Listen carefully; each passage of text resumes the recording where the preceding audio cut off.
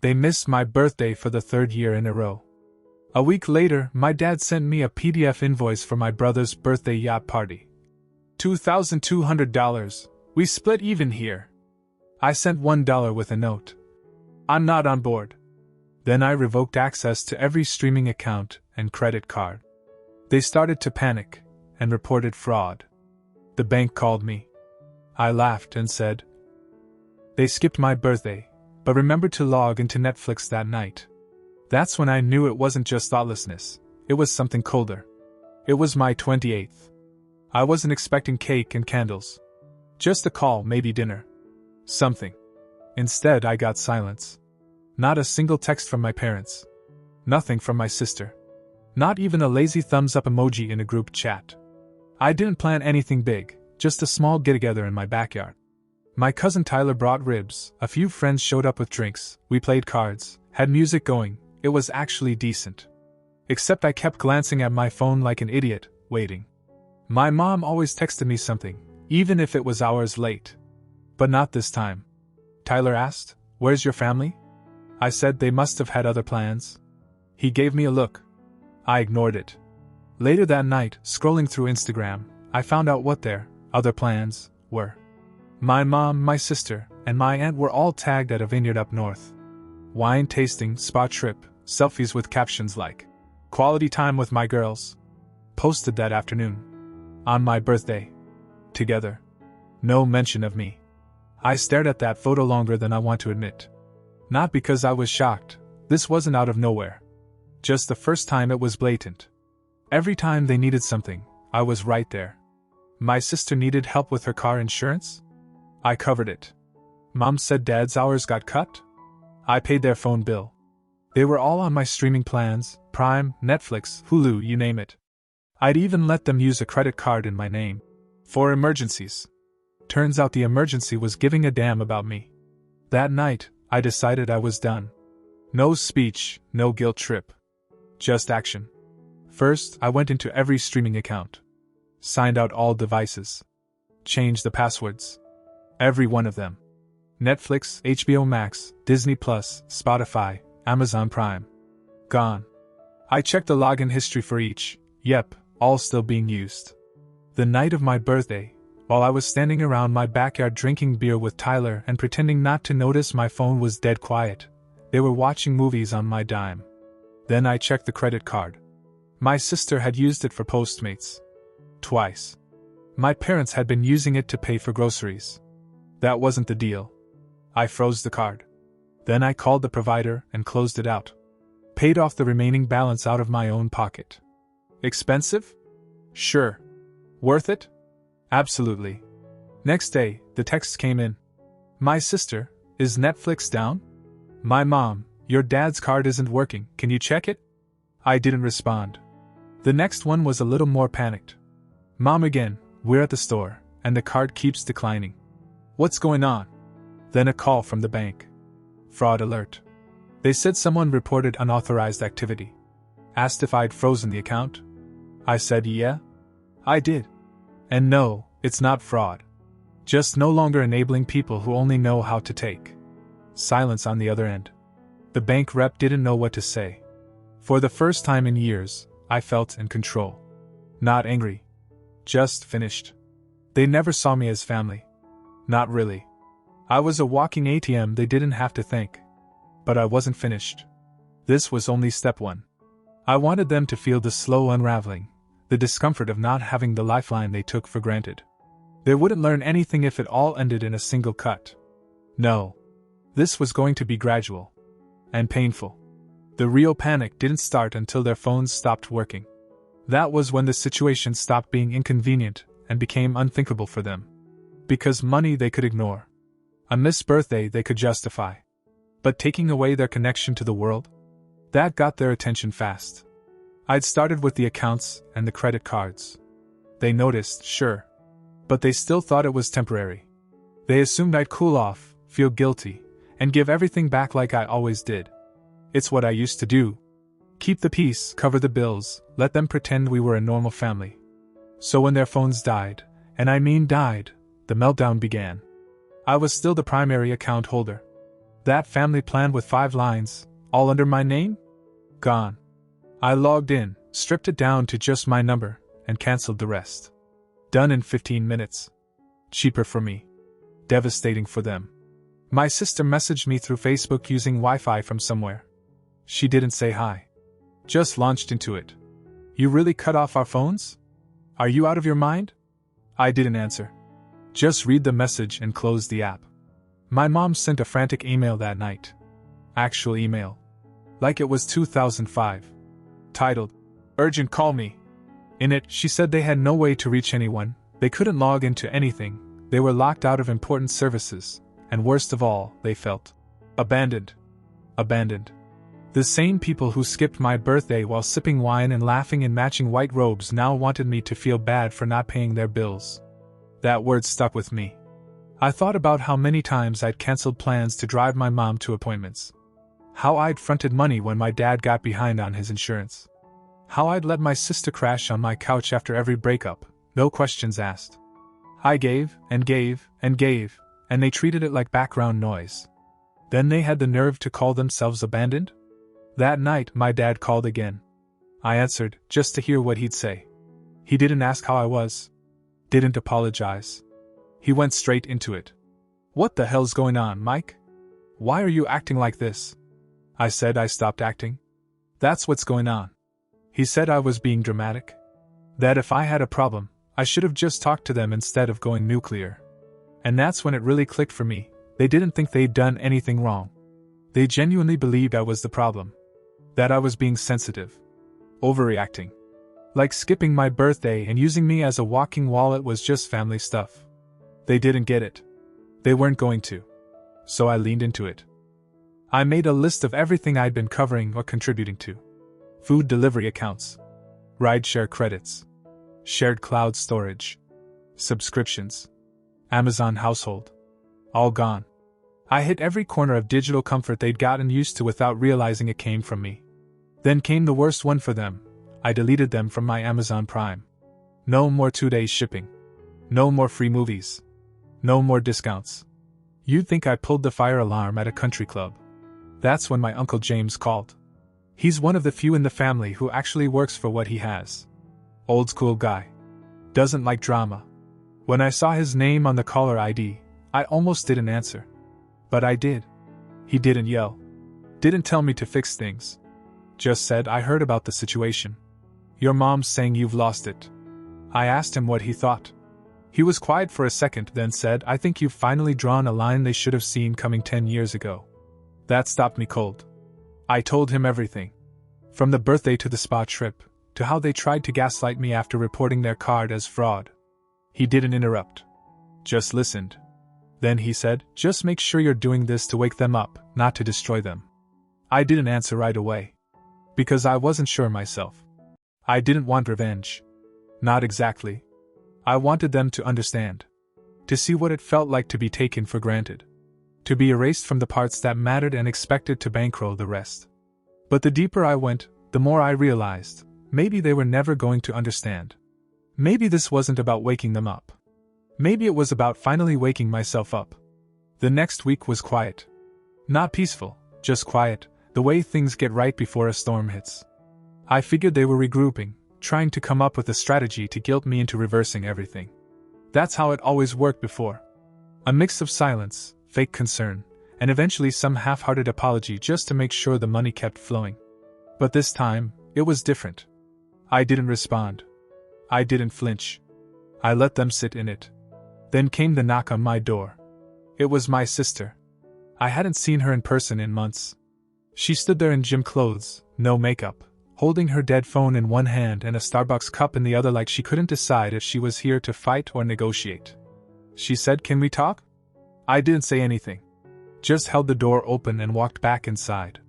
She sat down, looked around like she was waiting for backup, then asked if I'd had my little moment, and was ready to fix things. That was the word she used. Moment. Like a tantrum. I told her nothing was getting fixed. Not anymore. She rolled her eyes and said Mom was worried sick, and that Dad had to borrow a neighbor's phone to call his office. That they were stressed, confused, and didn't understand why I was burning everything down over one day. I just stared at her. One day? That's when I realized the gap between how they saw things and how I saw things was wider than I thought. I asked her if she really believed this was all about a missed birthday. She didn't answer. Just kept talking about how I'd blindsided everyone and cut them off. So I listed it out. Years of paying their bills. Letting them live off me digitally, financially, emotionally. Never being thanked. Never being invited to anything that didn't involve me doing something for them. And the one day that wasn't about them, just one, they deliberately left me out. Not by accident. By choice. She didn't say anything for a while. Then she said something that really stuck. She said, "Well, you never asked for anything." Like that was the excuse. I said, "Yeah? That's what made it easier to forget me, right?" She didn't have an answer for that. She left soon after. No screaming, no crying. Just silence again. But a different kind. Heavier. 2 days later, my mom emailed again. This time it wasn't frantic. It was weirdly calm. She wrote that she was disappointed in the way I chose to handle things. That I should have come to them like an adult. That cutting them off made me selfish. Selfish. The word felt like acid in my throat. Coming from the woman who used my money to book a vineyard trip while pretending I didn't exist, I was selfish? I didn't reply. But it got worse. Apparently, the spa trip they posted about. It was paid for using points from one of the cards I had added them to years ago. My points. My rewards. They'd racked up thousands in hotel stays and meals using my name. I hadn't even noticed until I went through my account history. They'd not only ignored me, they celebrated on my dime. And then something in me just shut off. All the bitterness, all the hurt, it stopped feeling sharp. It just went cold. I stopped being angry. I stopped needing them to understand. I just wanted distance. I wanted peace. And that meant no more explanations. No more second chances. I called the credit company and removed them from everything. Then I filed a formal complaint about the misuse of my card and had their charges investigated. The rep said it might escalate. I said let it. I wasn't playing their game anymore. But they weren't done trying to win. They started calling the rest of the family. Not to explain, not to apologize, but to twist it. Within a week, I started getting weird messages from cousins I hadn't talked to in years. Things like, "Hey, I don't know what's going on, but your mom seems really hurt." And, "Maybe just talk to her before this goes too far." One even said, "We all make mistakes, man, she's still your mom." Still my mom. That line made me laugh. I didn't bother arguing with any of them. What was the point? They didn't know the whole story. They weren't there when I stayed up helping my mom apply for assistance after she trashed her credit. They didn't know about the nights I skipped eating out so I could cover a bill she forgot. They just saw the drama now, and assumed the villain must be me, because I was the one making noise. My mom knew exactly what she was doing. She cried to the people who didn't know the truth and let them do the emotional dirty work. Classic move. Make me look ungrateful so she could keep the victim halo on. But not everyone bought it. My Aunt Lisa, my dad's sister, called me. I've always liked her. She's sharp, no filter. She said, "I've heard about 10 versions of this story and 9 of them sound like crap. What actually happened?" So I told her. No sugarcoating. The birthday. The cards. The streaming. The years of financial support. How they made me feel like a backup plan that they never even planned to thank. She didn't interrupt. When I finished, she just said, "Yeah, that tracks." I asked if I was going too far. She said, "No. You're just the first one to stop pretending they're not selfish." That hit hard. Because that's exactly what it was. Pretending. Pretending that we were close. Pretending that I mattered the same way I made them matter. Pretending they didn't treat me like a convenience. Later that week, I got another call. This time from my mom's friend, some woman I hadn't seen since high school. She said my mom was really devastated and didn't know how to fix things. That she missed me. That she was afraid she'd lost me forever. But here's what bothered me. My mom still hadn't called me herself. Not once. She'd sent emails. She'd sent people. She'd stirred up the family. But she never once picked up the phone, swallowed her pride, and said, "I messed up." Because to her, that would be admitting that she did something wrong. Instead, she was waiting for me to fix it. Again. And I knew right then that nothing had changed. Not really. So I made a decision. I drafted one final message. Not to start a fight. Just to end it. I wrote, I didn't cut you off over one birthday. I cut you off because you've spent years showing me I was only valuable when I was useful. You left me out of your lives, and I finally believed you. I'm not angry anymore. I'm just done. I sent it to my mom, my dad, and my sister. Then I blocked them. I thought that would be the end of it. But people like them don't accept silence. Not when they've lost control. A week after I blocked them, it all went quiet. No texts. No emails. No surprise calls from people I hadn't heard from in years. Just stillness. And then Tyler knocked. He had tacos in one hand and a six-pack in the other, like he knew I need a reason not to tell him to go. We sat on the porch. He didn't speak at first. Just cracked open a beer and handed me one. Finally, he said, Your mom's been calling everyone. Says she wants to fix things. I looked at him and asked, Fix what? He shrugged. She didn't say. Just that she wants to talk. She's saying she didn't mean to hurt you, that things got out of hand. I asked him the same thing I'd been asking myself. Did she ever admit what she actually did? Tyler didn't answer right away. Just took another sip of his beer. Then he said, No. Just that it's all gone too far and she wants you to come back around. Come back around. That phrase stuck with me the rest of the night. It wasn't we want to make this right. It wasn't we finally understand how we failed you. It was come back around. Like I was the one who wandered off. Like I had just lost my way and needed to return to the fold where I paid the bills, kept my mouth shut, and let them act like none of it ever happened. They weren't trying to fix it. They were trying to restore control. I didn't say much to Tyler. He knew where I stood. He nodded like he expected it and left the rest of the tacos behind. But that same night, I saw something that hit differently. My sister had posted a long story on Instagram. Nothing direct. Just vague quotes about betrayal and people who forget where they came from. She didn't say my name. She didn't have to. Half the comments were mutuals asking if she was okay. The other half were her friends saying things like, You've done so much for people. Some just don't appreciate it. I laughed. Out loud. I'd been footing her digital life for 5 years. And now she was the one painting herself as the betrayed. 2 days later, I got an email from my mom. Subject line, Let's fix this. I almost deleted it without reading. But something made me open it. The body of the message was short. I never wanted it to come to this. I've made mistakes, I see that now. But we're still your family. Come home. Let's talk. Let's fix this. We love you. We forgive you. That last line. We forgive you. Like I was the one who left them out of a birthday trip. Like I was the one who drained their accounts or locked them out of their own lives. Like I'd been given some chance and blew it. There was no, I'm sorry. No. We were wrong. Just a vague, soft-edged suggestion that both sides had messed up equally. And that all I needed to do was come back and pick up where we left off. What they wanted was for me to make it easier for them again. So I didn't respond. Instead, I finished what I had started. I went through every account I'd ever connected them to. Not just the ones I paid for, but the ones where they'd used my address, my name, my email, anything. Old rental applications.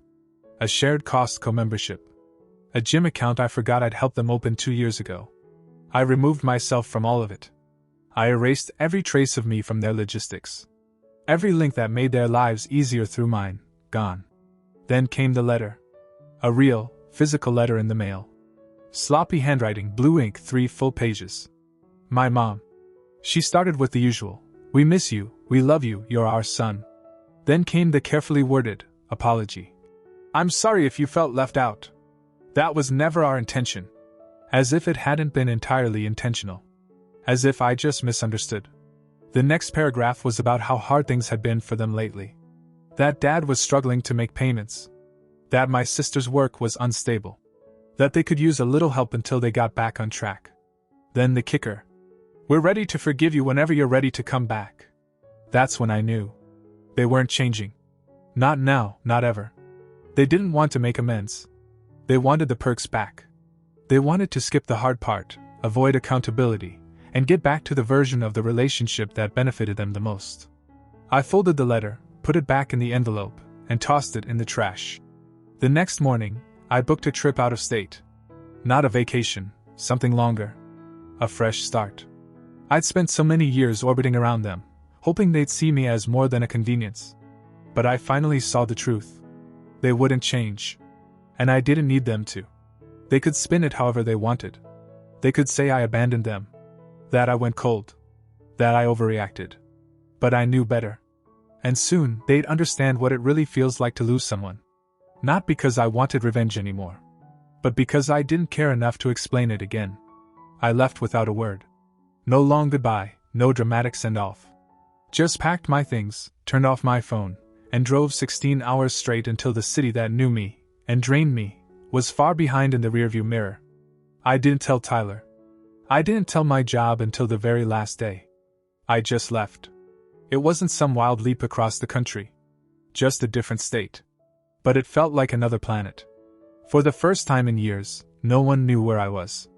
No one expected anything from me. My name wasn't on someone else's phone bill. I wasn't the emergency contact, the fixer, the fallback. I was just Mike. I got a job at a small tech firm, rented a modest place, and lived simply. I cooked my own food. Watched whatever I wanted. Paid only for my stuff. The quiet at night felt strange at first, like something was missing, but then I realized what it was, the wait. No one was asking for anything. No vague messages. No guilt trips. No more being treated like an ATM with a heart. 3 weeks into the move, I got a call from a number I didn't recognize. I let it ring out. Voicemail. My sister. She didn't sound angry. She sounded tired. She said, "I know you're probably not going to listen to this. But I don't know what else to do. Mom cries almost every day. Dad keeps checking the mailbox for a letter that's not coming. Just let us know you're alive." I listened to it twice. Then I deleted it. They wanted peace now. They wanted forgiveness. But they still hadn't said the one thing I needed to hear. We were wrong. Instead, everything they said was still about them. About their pain. Their confusion. Their regrets. It was never about what they did. Never about the way they erased me, used me, discarded me, and then acted stunned when I finally stopped making it easy. They missed what I did, not who I was. A few days later, an email came from my dad. It was just 2 lines. "I know you've made your decision. I respect that. Just know that I was wrong. We all were. You didn't deserve any of it." That one I didn't delete right away. I didn't respond either. I let it sit in my inbox, unopened again after the first read, like a museum piece. A relic of the apology I waited years to hear. Too late to matter, too late to change anything. But at least it came. Too many people never even get that. After that, things truly went quiet. The calls stopped. The messages ended. Maybe they finally understood. Maybe they finally realized that love without respect, without presence, without effort, isn't really love at all. Tyler eventually found out where I'd gone. He showed up one weekend, knocked, and when I opened the door, he just grinned and said, "So this is where peace lives now, huh?" I let him in. We talked. I told him everything I'd been thinking. How I wasn't angry anymore, just finished. How I didn't hate them, but I wouldn't go back. I couldn't. He nodded. Then he said something I still think about sometimes. "They keep saying they lost you. But they never really had you. They just had access." That hit harder than any of the apologies. Because he was right. They didn't lose a son, a brother, or a nephew. They lost the version of me who tolerated being forgotten, being used, being dismissed. And once that version of me was gone, there was nothing left for them to hold on to. Now every once in a while, I'll get a card around the holidays. No return address. Just a simple, "Thinking of you," signed by my mom or dad. I never respond. But I don't throw them away either.